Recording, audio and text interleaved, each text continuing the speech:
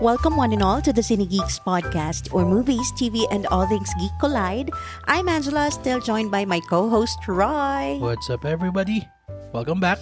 We're recording tonight on a rainy night. Yeah, hi to the new listeners kung meron man. Yes, it is a rainy night.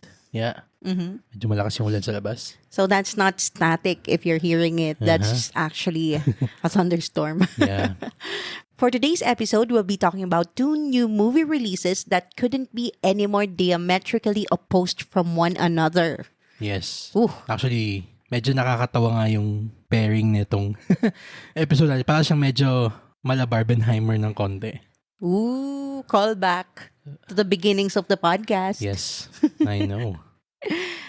And the first movie being Longlegs, written and directed by Osgood Perkins or Oz Perkins, starring Micah Monroe, Alicia Witt, Blair Underwood, and the one and only Nicolas Cage. Yes, and the other one being Fly Me to the Moon, directed by Greg Berlanti, starring Scarlett Johansson and Channing Tatum. If the name of the director sounds familiar, siya yung nag-direct ng The Flash. Tsaka yung producer din siya nung Legends of Tomorrow ba yan? Yung kina Brandon Routh. Yeah. Captain something siya. Basta? Basta yun. Yung DCTV. Yung DCTV, yung CW. Yep. Yeah. Pero before we continue with the movies, we just like to remind everyone who hasn't done so to follow our pod wherever you listen to podcasts like Spotify, Apple Podcasts, and YouTube. Don't forget to follow us on Instagram, TikTok, Facebook, Threads, and X, aka Twitter, so you can join in on the fun. Also visit our website, www.cinegeekspod.com, for the latest in movie and TV news and reviews. And we also have our Facebook group called the Cinegeeks PH HQ. Join us there, and you can interact with us and your fellow Cinegeeks about movies, TV, and all things geek. Okay, doc. So, with all of that being said, let's go ahead and talk about the first movie we have on this episode, Fly Me to the Moon.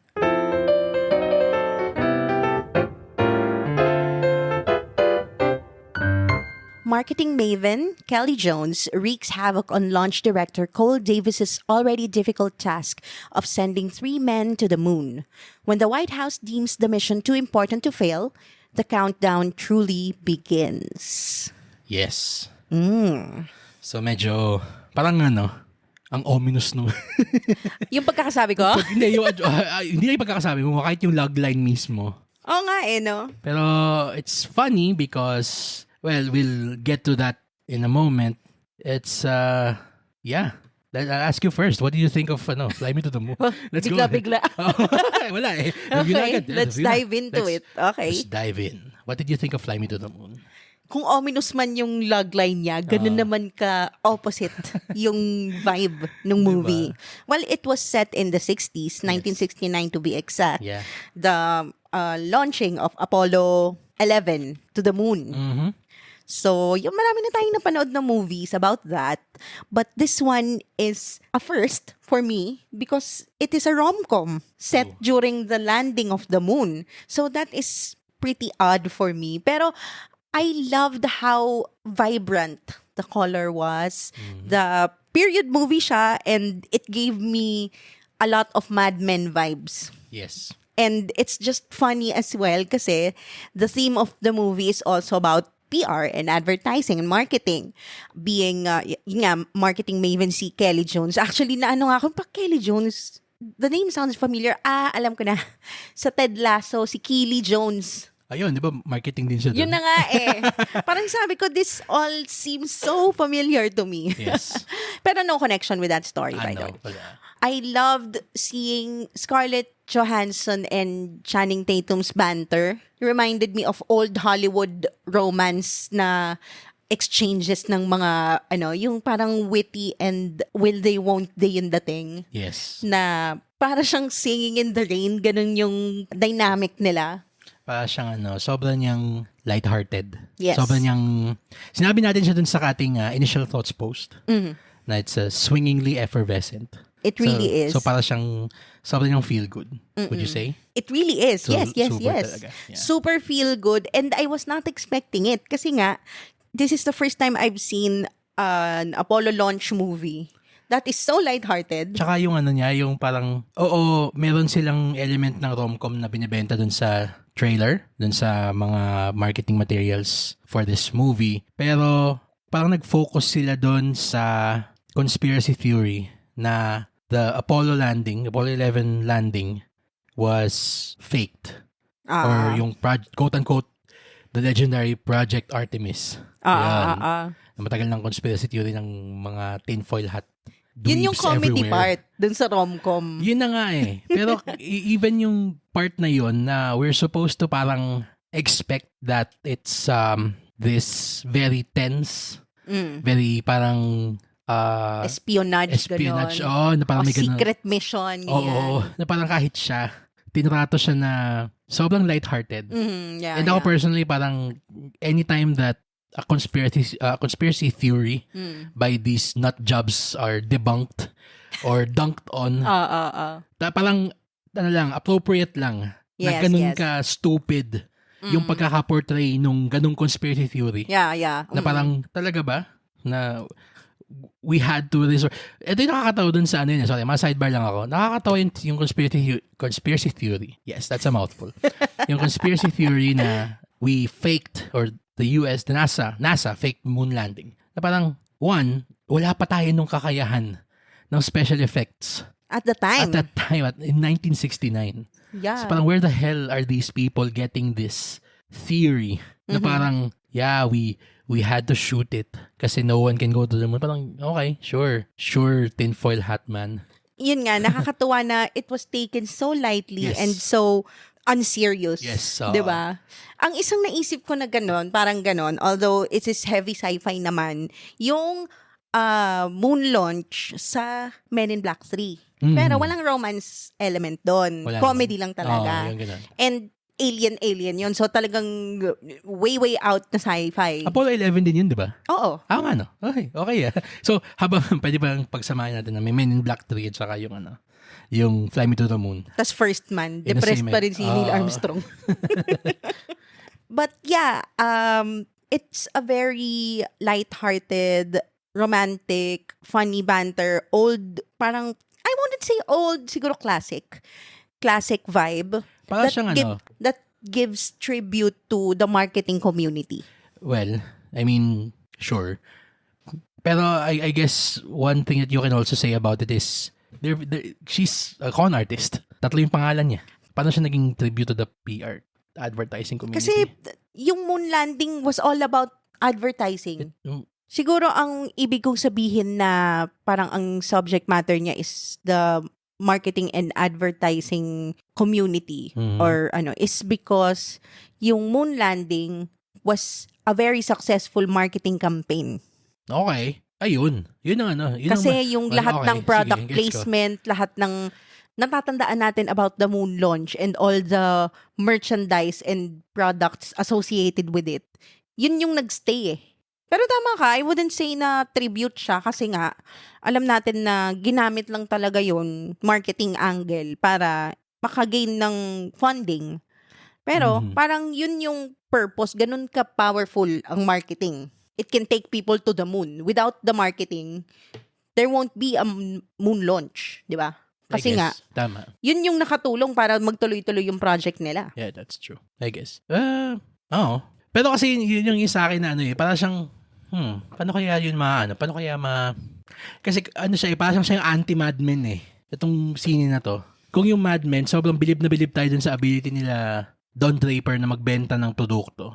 Parang it's supposed to make us parang na wow tayo dapat. Yan, mawaw tayo dun sa skills nila as these advertising people selling these brands that we recognize every day.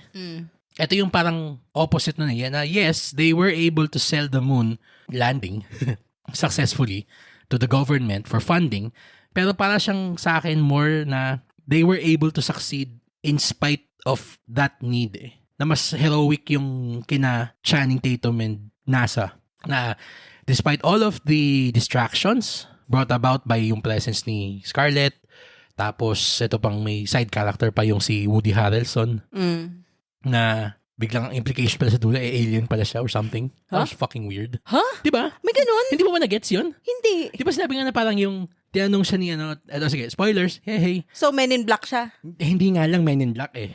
Ang pagkakaalala ko dun sa scene na yun sa dulo na parang, are there UFO? Na tinanong ni si Scarlett ba, are there UFOs in Area 51? Sabi niya parang, yes. Are we alone in the universe? Or parang, are aliens real?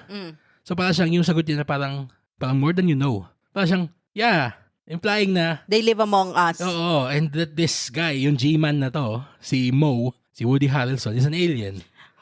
That's a leap. Yun lang, one giant leap for this movie. Haha. Pero hindi sige. I think okay lang naman na sabihin mo na lighthearted siya and comedy tinake yung marketing shenanigans niya. And kung gusto mo talagang ma-appreciate yung effort ng scientists in terms of dun sa moon launch, mas panoorin mo na lang yung Hidden Figures or yung First Man. Doon talaga, nagpe-pay tribute dun sa scientists. Pero what took center stage in this movie was yung marketing and how it helped make the moon launch happen. So, yun. So, we're not taking anything away from Channing Tatum. Mas more kasi, ang nag-focus tayo is yung paano nila na raise yung funding para masuportahan and magpatuloy yung project and how did the corporate sector help in that endeavor. And second, yung conspiracy nung fake moon footage, yun yung isa pang parang played up for laughs. So, yun. Hindi naman siya dinidiminish yung efforts ng scientists. We have plenty of movies covering that. Well, I guess that's true. Ako, siguro lang sa akin. Sobrang lang Nice. near and dear. Oo nga eh. Nice nga. Sobrang near and dear lang nung itong Apollo 11 for me. Kasi as a kid, isa yan doon sa mga parang... As a kid in the 60s? Hindi naman. As a kid in the 60s, yes. I am 55 years old. Nung bata ka, ang laging tanong sa'yo, ano mo gusto mo yung paglaki mo? Gusto mo maging bumbero? Gusto mo maging doktor? Gusto mo maging astronaut? Pag doon ka doon sa side nung question na yun sumagot na gusto mo maging astronaut, ang unang-unang iaano sa'yo, ipapakita sa'yo, is the moon landing. Yung gano'n na parang... Ganon? Kasi yun yung dream ko nung bata ko. Hindi ba si Buzz Lightyear? Hindi naman. Hindi. Yun yung dream ko nun. Meron ako nung mga die-cast na mga space shuttle noon nung bata ako. Yung mga pasalubong lang galing States sa kamag-anak. Mga ganon. Which is why nga, I'm happy na merong movie that made those toys happen. Yung marketing yun. 'Di ba? Parang all that, lahat ng mga merchandise and mga memorabilia about the moon launch was because of the marketing that was behind that project. Checkmate. And that influenced young people like you yeah, well. Wow. to aspire to be an astronaut. Kasi yun nga you're selling not the moon, you're not selling the launch, you're selling the idea. Yeah. 'Di ba? You're selling the dream. So, yun yung pinaka na-take away ko dito sa movie na to na parang how powerful advertising and marketing is sa buong psychology ng isang society or ng isang civilization. True. Yeah, I guess. Siguro kasi isa din sa mga favorite na mga sine ko of all time yung First Man. I mean, I know that a lot of people don't like it. I know that a lot of people even hate that movie for reasons I will never, ever, ever understand. Hala, sino yan? Bleep na lang natin. De joke lang. Pero alam mo yung, kaya sobrang, ayoko naman sabihin na parang na-bastardize niya the event of the moon launch, yung Apollo 11. I agree with you, what you said, na parang buti nga na it didn't make light of it, na parang it used it as a backdrop for this light-hearted rom-com. I would have appreciated lang siguro na parang mas merong konting reverence pa doon sa process nung pag-solve nila ng problems, nung yung pagbuo nila ng moon rover, yung lunar module, yung mga gano'n. Kasi doon sa scene, ang daming mga sequences na parang they're played for laughs. True. And siguro for this movie to be a light-hearted rom-com, kailangan yun. Siguro may konting personal bias lang ako about the subject matter na I wished it could have been handled more respectfully. Yung science aspect of the film. Not to say that it was disrespectful. Hindi nga. It wasn't, paano ba ito pwede sabihin? Para siyang, Nag-backseat lang siya. eto, I hope I'm gonna use the right analogy. Alam mo nung early 2000s, merong isang pianista, yung si Maxim. Yeah. Ang kanyang tinutugtog niya sa piano niya, yung mga pyesa, yung mga classic na mga pyesa. Pero meron siyang halong disco techno, EDM, yung backing track niya. Okay. So parang classical fusion. Classical fusion, yun. So, pinapashine pa din niya yung pyesa na luma. Kino-complement ng EDM yung lumang pyesa. Yun yung hinahanap kong balance dun sana sa Fly Me to the Moon. Dito sa movie na to. Na there is a balance between cracking jokes about this important event in human history Yeah. and also paying reverence to it. Although, gagawa naman nila ng konti dun sa dulo. Nung nakaalis na, tapos nung nasa moon na sila. Yes. Neil Armstrong and company. Pero yung the leading up to it, parang masyadong played for the ha-ha-ha yung pag may inaayos sila dun, yung may sumabog dun sa ano. Although, sige, slapstick comedy na may sumabog na parang oxygen tank. Tapos buhay pa rin si Channing for some reason. Yeah. Ayan, funny yun. Yun, funny yun. Pero yung the rest na parang they made, yung, lalo na yung parang, what's the average age of the scientists here at NASA? It's 26. Parang, Yeah. okay.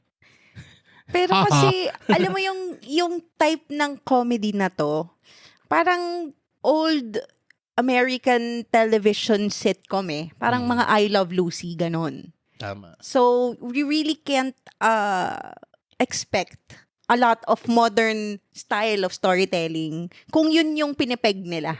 Okay, I guess. Na they're really after those parang punchlines na very old-timey, very classic, very vintage. So, we can't really expect that parang complexity. Ang ganda lang nung sinabi mo na para siyang I Love Lucy yung peg ng comedy na hinahabol nila.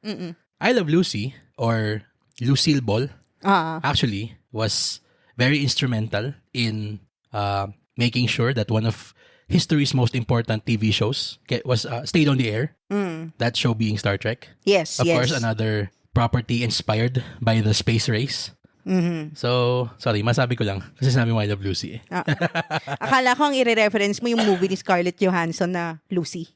Ay, the less said about that movie, the better. What? It was entertaining. I loved that movie. Okay. Sige. Anyways. If you love USBs, sige. Yeah. Lucy is the movie for you. Yes. Anyway. I love USBs. Why not? What's not to love? Okay, so do you have any final thoughts before we reveal our rating for Fly Me to the Moon? Light-hearted, fluffy rom-com. Para siyang sobrang gliding on air ka. Yeah. Yan ang pakiramdam. For better or worse. Yun sa akin. Yeah. Yeah. I mean, for better or worse. Okay. So Ikaw. for ako, final thoughts ko about it, it's a very buoyant, floating, feel-good movie that leaves you smiling. And yun nga, it's a love letter to vintage comedy. Ala I Love Lucy and Yeah. Bewitched. Yeah, Ganon. I agree. Yung that type of rom-com banter that we don't see anymore these days. So for Fly Me to the Moon, we'll give it a rating of A-. All right. So, A- for Fly Me to the Moon. Let's now go over the other feel good. Feel good? The other film that we have for today's... The Heimer to the Barbie. Yes. This is the Barbie to the Heimer. Huh? Joke lang. Let's now go over the other film we have for today's episode, Long Legs.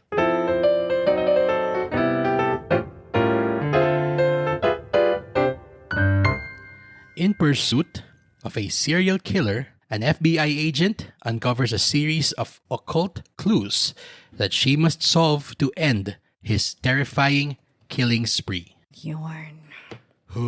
Bakit ito hindi ganun ka, ka-ominous? Parang ang Ang casual ng Ang pagkakasabi. Ang casual Budol to eh. ng logline niya. Oo. Nakabwisit. Mas ominous pa yung Fly Me to the Moon ng pucho.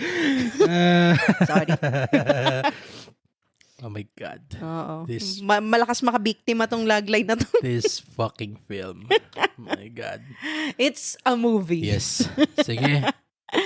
Okay, so as a noob, let me say parang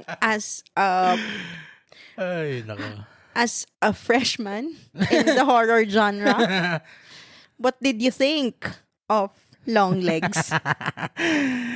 Bago tayo magsimula dun sa what I thought, masabi ko lang na for the past 3 episodes, puro tayo may horror at least once na film. Yeah. So, I have been getting my beak wet. What? Yes. Your what? Yes, my what is wet in terms of horror films. Kaya, this movie is absolutely terrifying. Talaga. It's not just terrifying na parang, scary monster, jump scares, music, sound effects, yung mga ganun. No, this is absolutely terrifying in the sense na it's disconcerting, it's disturbing, it's meant to linger on in your psyche immediately after you see this film. Hindi lang dahil dun sa depravity nung horror that is presented on screen, pero dahil dun sa lintik na Nicolas Cage na yan.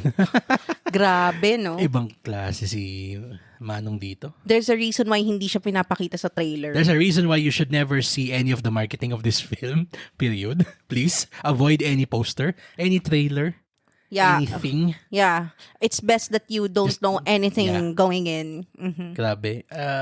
Yung vibes na nakukuha mo dito sa film na to, I've been observing some chatter about this film online sa Reddit. And many people are asking na parang, anong klaseng vibes yung meron nito scene na to? Para ba tong yung tipong freaked out ka na vibes? Tapos may nakita ko yung mga sumasagot na parang, no, it's not just freak out, it's parang devilish, downright devilish yung vibes. Nightmarish. And that is because of the fantastic cinematography. Oo, grabe, no? Ibang klase yung parang nakaka-disquiet, if that's even a term. Yeah. Tama ba? It's the disquieting feeling na parang Disorienting. Alam mo yung, I'm pretty sure everyone can relate to this. Yung sensation na when you're asleep and you know that you're having a nightmare, usually your nightmares involve parang you being transfixed on the horror that you're seeing in your subconscious. Hindi ka makalook away, hindi ka makapikit, hindi ka Can't even move. Can't even move. Can't Exactly. even open your mouth or speak. Exactly. Diba? It's just a feeling of pure, unfiltered fear coursing through your veins. Oof, heavy. And yung bawat eksena dito, bawat shot dito, just parang simulates that feeling.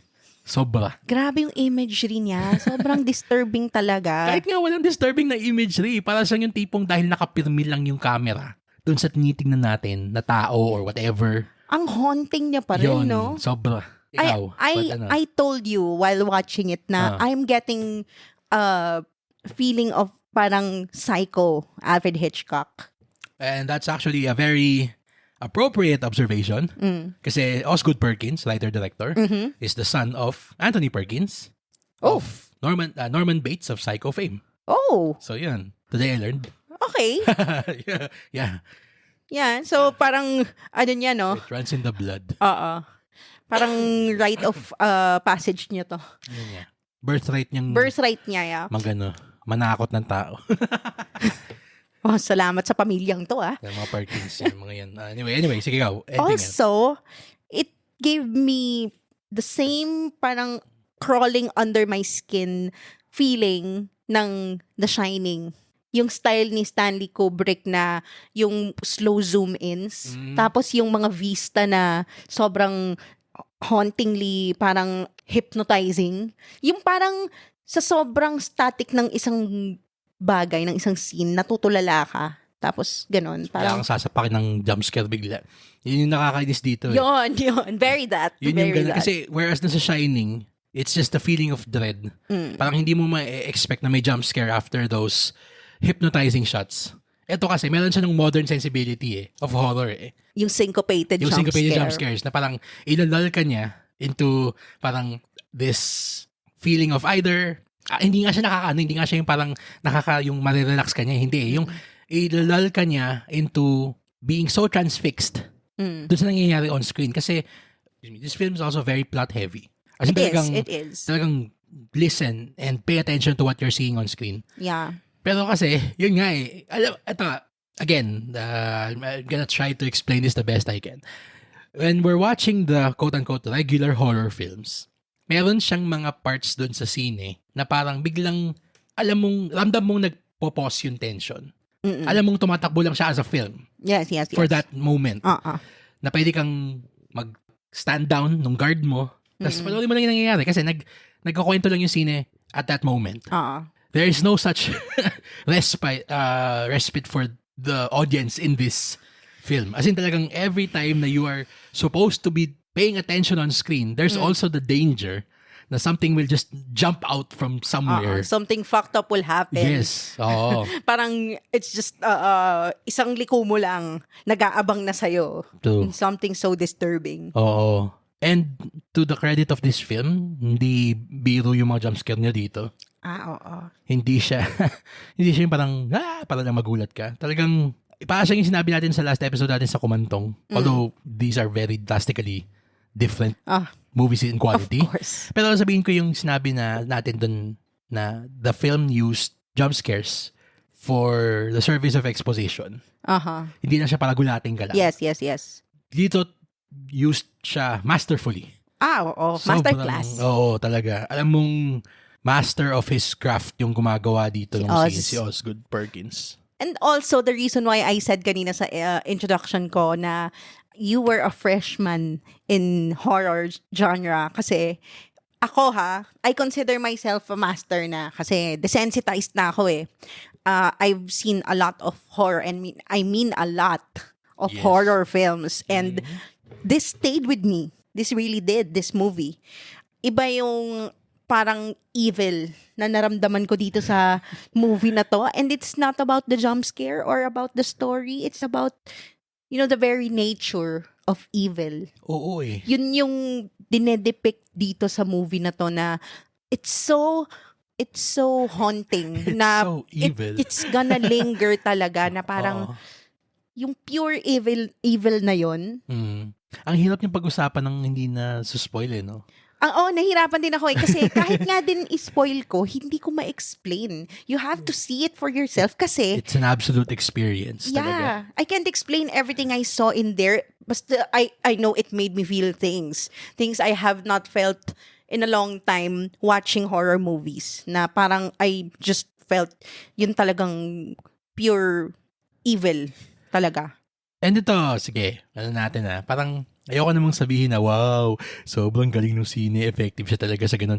Parang alam mo yung after natin manood, hindi ko maintindihan kung bakit ang sobrang bad trip ko. Kasi may mga ganung klaseng sine na para siyang talagang it subconsciously gets under your skin. And it has a negative effect on you. Well, I guess. Oo, sobrang alam nung ating mga sinihan bodies yan. After na parang, kasi ako, sige, jokes aside, I don't really watch horror films. In fact, it's my least favorite movie genre. Whenever I try to watch these films, parang alam mo yung parang may equivalent ako nung, alam mo yung suot dun sa police kapag tinitrain nila yung mga aso. Yung mga parang malalaking ganun na silang kagatin. Parang may ganun akong sinusuot. Parang protection gear. Oo, may protection gear ako metaphorically speaking before we watch any horror film. And I hope na I've made some strides into You have. improving. You've come a long way, Na parang- my dear Padawan. Kasi yung Kumantong parang never kong na nagtakip ako ng mukha ko doon. You did. Tapos, Parehas kay ni Leo. Katabi ko kayo eh. hindi, pero hindi ganun ka. Hindi katulad dito sa Long Legs. Na parang feeling ko 75% ng scene nakatakip yung mukha ko. Tsaka yung tenga ko din. Dito sa Kumantong, at least naman, yung mga jumpscare na nangyayari doon, nahuhuli ko naman siya, na-experience ko siya. I mean, na-anticipate mo. Na-anticipate ko din. Ito talagang, Yeah. God, Even this oo. fucking film. Talaga parang, oh my God, I hate that I loved this film. But you'll never see it But again. I'll never see it again. Talaga. Oo. Kasi it's a masterpiece na you shouldn't experience more than once. You compared it to another movie na parang one viewing is enough. Oo. Para siyang sabi ko na, para Marriage Story. Or Schindler's List. Para sa Schindler's List. Parang it's okay. It's a very moving story. Something that is so unforgettable. It stays with you. But you won't want to see it ever again. That is true. Ganon. Alam mo yung sa sobrang lala nung horror nitong scene na to, parang kailangan natin magbanlaw ng marathon nung mga last one lapping sa Prime Video. Oo. And many other comedy Comedy shows. shows. Yes. Yeah. Buti na lang may ganun kasi talagang hindi siya yung parang masastun ka niya into silence eh. Although siguro sabihin for some other people na mangyayari yun, all well and good. We're not invalidating experiences of other people here. Pero ako personally, para siyang, I think what I tried to do after we saw it is I tried to deny the power that the film had over me. Kasi siguro ang lakas ng bad trip ko nung gabing yun. Kasi, in all seriousness, I mean, I don't want to start a panic o ganun, pero parang, wow, may nagbabalik yung mga scene ng mga satanic panic. Woo! 1980s, mga ganun, nakakapulsitan. Hindi pero you know that as with any medium of art, film is very, very powerful. Yes, it really is. It really is. It evokes emotion. It makes you happy when you're sad. It makes you sad even when you're happy. It makes you afraid of things that you know don't exist. Exactly, yeah. And this film absolutely accomplished what it set out to do, which is to scare the bejesus out of its audience. Hindi siya yung, takutan na, dititili. Hindi. Pero siya yung tipong, oh my God, I just stared into the face of evil. Yes. And I don't know what to fucking do about it. Yun siya eh. I loved what you said kanina na it makes you scared of things that you know do not exist. You know what makes this movie so scary? You know that evil like that exists. Yes, yun. Sorry. Yun Sige, yung ayusin ko pinaka nakakatakot dun. Sige, ayusin ko yung statement ko kanina. Tama ka dun. Thank you for correcting me. That's, yes. Hindi, pero tama ka naman eh. There are horror movies that exist to scare you of things na hindi naman talaga na-exist, like zombies, like vampires and all that. I mean, scientifically, historically, wala pa namang proof na nag-exist talaga yung mga yon, yung mga ghouls or mga and all that horror tropes. Pero itong kind of evil, the kind of monster in this movie exists. True. May naisip akong magandang example din pa. Yung mga horror movies na regular, it appeals to yung si fear, yung emotion mo, dun sa yung control center, using inside-out imagery. Yeah. And yun yung regular na horror films. The things you see. The things, well, not necessarily. Parang it's just fear. Yeah. It makes you scared. Horror films like this appeal to anxiety. Yeah. Na parang, oh, shit. Parang, ayoko makakita ng ganito. This is too real. This is too real. Oo. Yun. Tama. Kaya, Iba tong movie na to. Sige, we're trying our best to not spoil it, even though we can't spoil it even if we tried. Yeah, true. Because we want you all to experience the visceral power of this film for the first time na unsullied yung experience nyo talaga. Kasi, kung mahilig ka sa horror film, like you, Ange, yes. you'll have a kick out of it kasi parang, hey, these kinds of horror films don't come around often. Yes. Pero for me, the audience members na katulad ko na don't really, watch horror films, parang you'll be scared stiff. Parang Mag-fetal position. fetal position kapag katapos na scene na to. So, fair warning. Yeah. So, for Yeah, yun na yun. That's Long Legs. what we thought of it. Yeah, Long Legs, our rating is a solid A. Solid Great movie. A. Great movie. I don't want to watch it ever again. Watch it once. Watch it once, okay na. Twice if you're crazy. Kung 3 times ka na, magpa-check-in ka na sa mental. Yeah. Woo! So, I guess, sorry. Anong moniker natin dito? Moonlegs? Moonlegs. Pwede. Moonleg. Daddy Moonlegs. What? Nasaan yung Fly Me to the Moon dun? Fly me to the Moonlegs. Fly Me to the Daddy Moonlegs? Long Moon. Huh? Ako, baka ako saan pala mapunta dito. Ay, naka. Anyway, now that we've gone over the 2 movies that we have for this episode, let's now go over our segment called the Cinegeeks Post Credits Picks, where we talk about other stuff that we saw recently that we also just want to, go over real quick for this week. So, Ange, why don't you get us started with the big launch that we saw recently?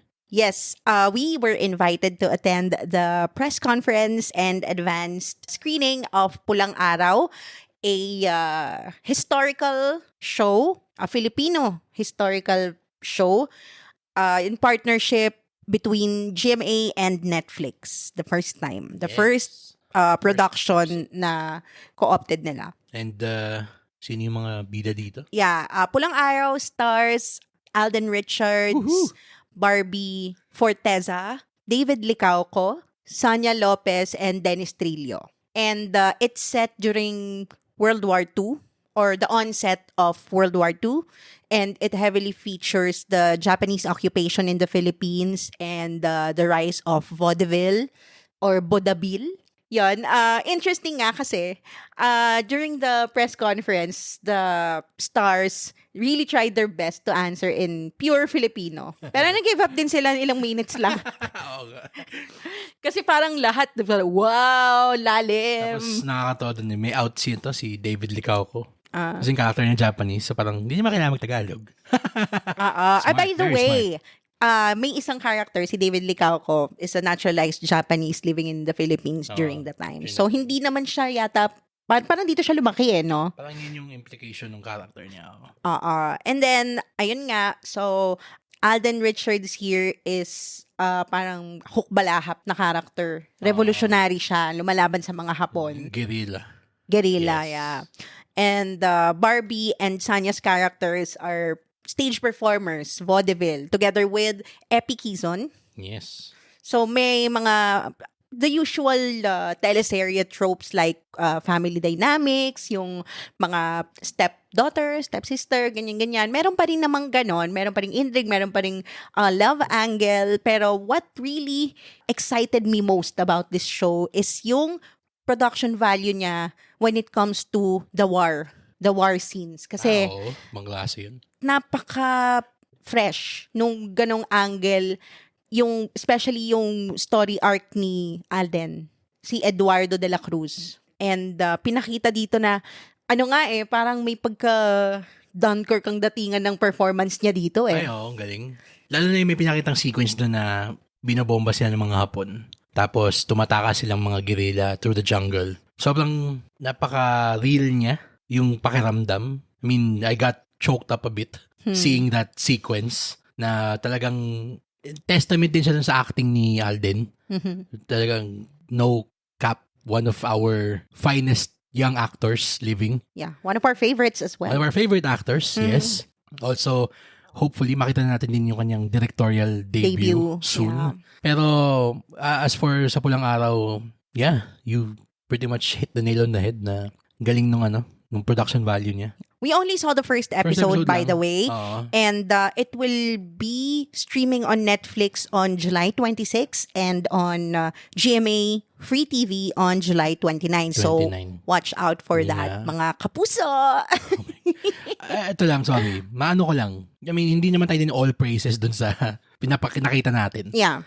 I just hope and pray and hope and pray and hope and pray again na we'd finally learn to get over the unnecessary, dramatic bullshit that we spew on screen. The sampalan love triangle. Diba? Parang can't we just stepmother, stepdaughter. Can't we write something episodically serialized? Yung tipong meron pupuntahan tong lahat ng nangyayari on screen. Hindi lang yung dahil kailangan lang sampalin si Barbie Fortesa ni Angelo De Leon para lang may quota tayo ng drama. Hindi na this action has to mean something within the space of this hour and then the entire episode order of this show. Yes, Pero true. apparently, we're still decades away from that. It remains to be seen, but this is a step in the right direction, I think. I guess. I hope.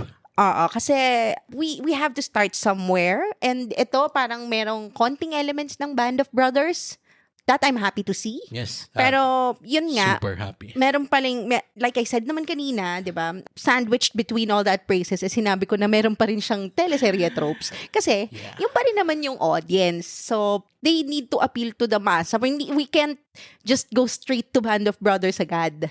But it's a step in the right direction. We're getting there. Slowly. Yeah. Speaking of properties that are already there, House of the Dragon. Oh, nice segue. Nice segue. Yay! Napanood na natin sa wakas. Nahabol na natin ng episodes 2 to 4. After we took a break since we were, I won't severely, pero mildly disappointed dun sa premiere ng season 2. Well, ikaw. At saka naging busy din tayo. Not really because of the ano. Medyo nawala din ako ng amor dun after nilang tone down yung blood and cheese. Pero apparently, may reason pala kung bakit. Yeah. Because they were saving their ace in the hole for something much bigger within these 4 episodes that are released so far. True.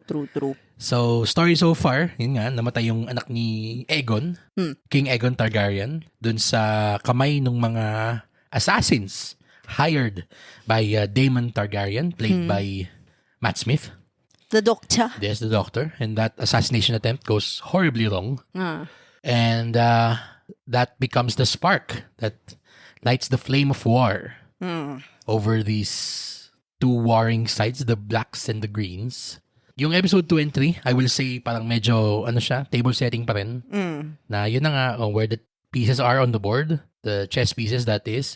So, yung sila Rhaenyra, Targaryen, yung drama nila over parang, yung concern nila na hindi naman sila yung gumawa nung pagpatay dun sa anak ni Aegon, the second.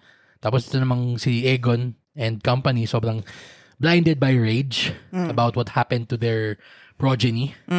Pero yung sobrang highlight talaga ng episode so far is episode 4. Yes. Ano yun? Pangalan nun? The Burning Sun and Gold? Check mo nga ulit. The Red Dragon and the Gold. Saan ko yung Burning Mill yung pangalan ng episode 3. Paghalo ko. The Red Dragon and the Gold. Na nag-forward march na yung troops ni Aegon II under the command of notable asshole, Kristen Cole. Krispy Kreme. Yes. Sir Krispy Kreme. Yun ang tawag ko sa kanya. Thank you. Yes. So, under the command of the hand of the king and king's guard, Krispy Kreme. Hand of the king na siya eh. Yung iniisa-isa na nila yung mga houses and castles along the coastline. Crown lands. Para ma-choke out nila yung Dragonstone. And, syempre, hindi naman papatalo ang Dragonstone. Okay? Now, what they tried to do is to fight dragon versus dragon. Yeah. And, the Red Dragon and the Gold. the gold. So, ito na yung pinakahihintay natin for the past how many years? Pag sinabing Dance of Dragons, ito na yun. Ito na yun. The dragons danced. They danced. And dance they did. Yeah. My God. Ang ganda. Nakakabitin nga eh. More please. Pwede ba next episode, 1 oras ng ganito na lang? Kahit nakakapagod panoorin. True. More dragons. Pero, Less, ayun nga, less Krispy Kreme. don't wanna, go into spoilers until finished na yung buong season. Yeah. And then we'll do a spoiler talk. Oo. Pero ayun, this is like reminiscent of the old Game of Thrones battle episodes. The good battle episodes ng Game of Thrones. That's all I remember. Kinakalimutan ko yung mga pangit. Parang Hard Home. Yan, parang ganun. Yung Long Night. More Hard Home. What Long Night? More Hard Home, less Battle of the Bastards. Yan. Okay naman yung Battle of the Bastards. Yung Long Night yung hindi mo makita eh. Well, so yun ang lamang ng Battle of the Bastards sa Long Night. At least daylight. At least nakita mo. Oo. Nakita mong hindi nag-zigzag si Such a low bar to clear. Anong pangalan niya? Si Rickon? Si Rickon Stark. Oo. Yeah. Ay, nako. So, that's it for our post-credits picks. House of the Dragon is currently airing every Monday morning in the Philippines on HBO and immediately uploaded to HBO Go Asia same day, same time. So that's it for this episode where we talk about Long Legs and Fly Me to the Moon. Moon legs. Moon legs. Fly me to the long legs. Long moon. Long leg moon. Hindi naman natapos dito. Okay. If you've seen any one or all of these films that we've talked about today, even the shows, please share with us what you thought about it. Comment it on our social media accounts or down below on our Spotify episode page. And of course, don't forget to set your players to automatically download our new episodes so you don't miss out on our fun Cinegeek conversations. And while you're at it, give us a 5-star rating on Spotify and Apple Podcasts if you had fun or learned something new during this episode. We want to thank Viewers Choice Philippines and Columbia Pictures Philippines for inviting us to the advanced screenings of Long Legs and Fly Me to the Moon, respectively. But as always, the studios and distributors of the films were not given any creative control or editorial approval of this episode. They are hearing our review for the first time, same as you are. And special mention as well goes to HBO Asia and Netflix. Yes, for the shows that we talked about on our post-credit space. Yeah. For my co-host Troy, this has been Angela. Thank you for listening to the Cine Geeks podcast, where movies, TV, and all things geek collide.